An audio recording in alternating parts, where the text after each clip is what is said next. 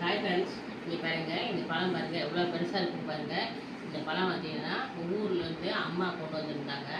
இது வந்து ரஸ்தாளி பழம். நாங்கள் வந்து புகையெல்லாம் எதுவுமே போடல. அது தானாக பழுத்தது பழம் தான். அதனால தான் பாருங்கள் சுவர் பழமெல்லாம் கொஞ்சம் அடிவாங்கின மாதிரி ஆயிடுச்சு. ஏன்னா தானாகவே பழுத்தது.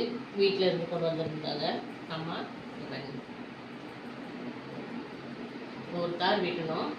அதில் அண்ணன் போட்டு கொஞ்சம் நாம் கொஞ்சம் வச்சுக்கிட்டோம். பாருங்க, தானாக பழத்து புகை போடல. தானாக பழத்த பழம் சாப்பிடும்போது நல்லா டேஸ்ட்டாக இருக்கும். நம்ம கடையில் வாங்கினோம்னா அவங்க வந்து புகை போட்டு பழத்ததுனால கொஞ்சம் டேஸ்ட் கம்மியாக தான் இருக்கும். இது என்ன பழம்னு பார்த்தீங்கன்னா ரஸ்தாளி பழம்.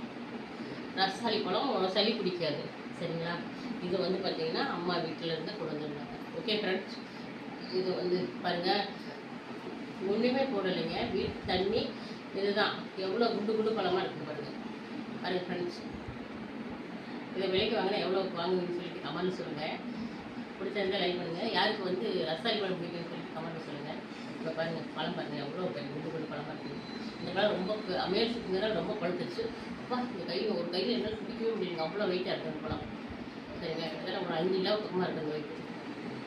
ஓகே ஃப்ரெண்ட்ஸ், ரஸ்தாளி பழம் யாருக்கு பிடிக்குன்னு சொல்லி கமெண்ட் பண்ணுங்கள். பிடிச்சிருந்தால் லைக் பண்ணுங்கள், சப்போர்ட் பண்ணுங்கள். இங்கே வாங்க, 2 பழம் தான் பாருங்கள். அவ்வளோ அம்மா வீட்டில் இருந்து தானாக பழுத்த பழகு. அது புகையெல்லாம் எதுவுமே போடல. ஓகே ஃப்ரெண்ட்ஸ், பாய்ங்க. ரஸ்தாளி பழம் யாருக்கு பிடிக்கும் கமெண்ட் சொல்லுங்கள். பிடிச்சிருந்தா லைக் பண்ணி சப்போர்ட் பண்ணி சப்ஸ்கிரைப் பண்ணுங்கள் ஃப்ரெண்ட்ஸ். பாய்.